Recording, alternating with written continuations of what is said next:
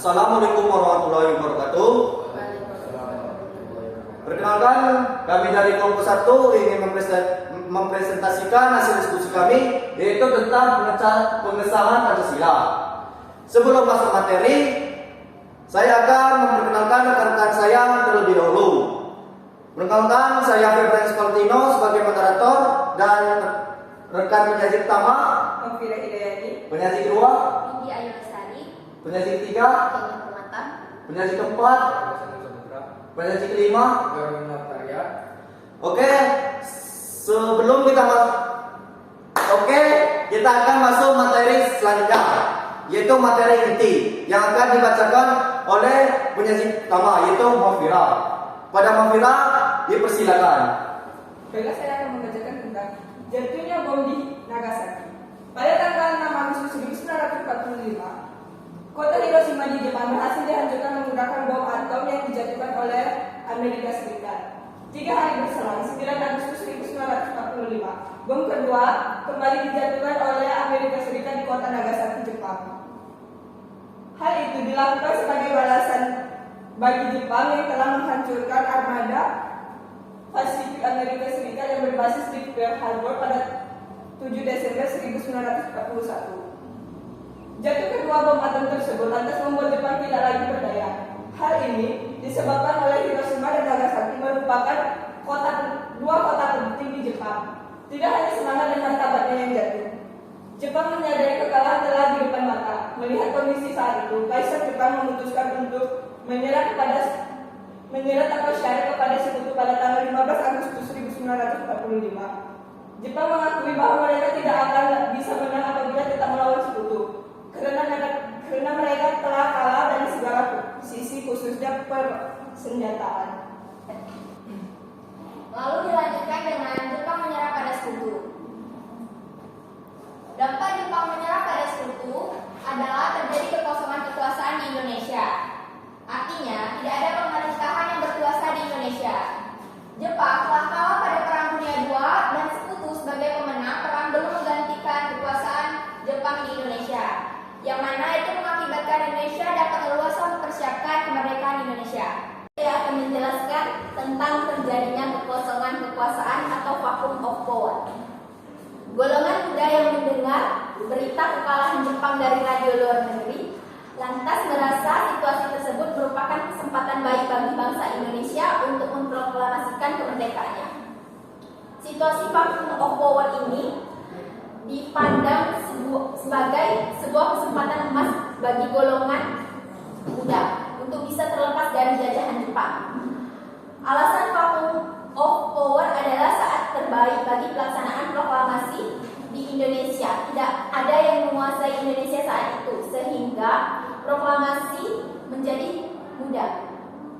Di sini saya ingin membawakan materi yang tentang dengan golongan muda. Setelah salah satu seorang golongan muda, yaitu yang bernama Sultan Syahrir, mengetahui Jepang menyerah tanpa syarat pada sekutu, ia segera mendesak Soekarno-Hatta untuk memproklamasikan kemerdekaan Indonesia. Akan tetapi permintaan golongan muda ditolak oleh Soekarno-Hatta. Adapun hal ini dikarenakan Soekarno yang tidak bisa melepas tanggung jawabnya sebagai ketua PPKI, sehingga harus lebih dulu berunding dengan badan buatan Jepang yang bernama Persiapan Kemerdekaan Indonesia atau sering disebut juga dengan PPKI. Adalah badan yang dibuat oleh Jepang pada tanggal 7 Agustus 1945 dan bertugas untuk mempersiapkan kemerdekaan Indonesia. Selanjutnya, karena permintaan golongan muda itu ditolak, Bikana dan Darwis, utusan golongan muda, menggelar rapat di Jalan Cikini 71 Jakarta. Rapat tersebut dihadiri oleh beberapa tokoh golongan muda. Mereka kemudian memutuskan untuk membawa Soekarno-Hatta ke Renasdeng Club guna untuk menjauhkan mereka dari pengaruh bawahan Jepang. Setelah dibawa ke Renasdeng Club, Soekarno terus didesak oleh golongan muda untuk memproklamasikan kemerdekaan Indonesia. Pada akhirnya Soekarno-Hatta bersedia memproklamasikan kemerdekaan Indonesia pada 17 Agustus 1945. Baiklah, saya akan menjelaskan penulisan teks proklamasi. Teks proklamasi dibacakan oleh Insinyur Soekarno pada tanggal 17 Agustus 1945 dan menandakan Indonesia telah merdeka dengan anugerah Tuhan Yang Maha Esa dan perjuangan bangsa Indonesia. Ini adalah teks proklamasi yang ditulis langsung oleh Insinyur Soekarno. Proklamasi, kami bangsa Indonesia dengan ingin menyatakan kemerdekaan Indonesia. Hal-hal yang mengenai pemindahan kekuasaan dan lain-lain diselenggarakan dengan cara seksama dan dalam tempo sesingkat-singkatnya. Jakarta, hari 17 bulan 8 tahun 45. Atas nama bangsa Indonesia dan ditandatangani langsung oleh Insinyur Soekarno. Dilanjutkan dengan sidang PPKI. Sidang PPKI dilaksanakan pada tanggal 18 Agustus 1945 yang dilaksanakan di Penjabon Gedung Kesehatan Jakarta yang dihadiri oleh sebelumnya 21 orang dan ditambah 6 orang. Menjadi seluruh anggotanya PPKI berjumlah 27 orang. Dalam sidang PPKI menghasilkan keputusan-keputusan sebagai berikut. 1. Mengesahkan undang-undang. 2. Memilih presiden dan wakil presiden dan yang terakhir adalah membentuk KNIP.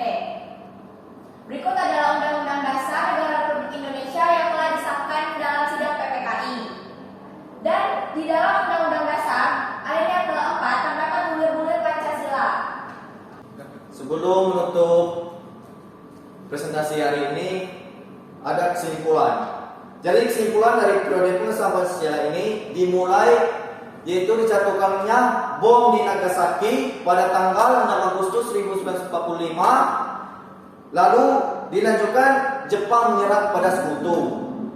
Dan dengan terjadinya itu golongan muda memanfaatkan kekosongan itu dengan ingin memproklamasikan kemerdekaan Indonesia.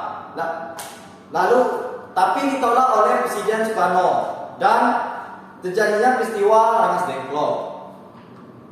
Setelah itu dilanjutkan dengan sidang PPKI yang menghasilkan hasil sidang berupa pengesahan undang-undang. Lalu terbentuknya Pancasila disahkan pada tanggal 18 Agustus 1945. Itu dia presentasi dari kelompok 1 yaitu Prode Pengesahan Pancasila. Sekian dari kelompok kami. Wassalamualaikum warahmatullahi wabarakatuh.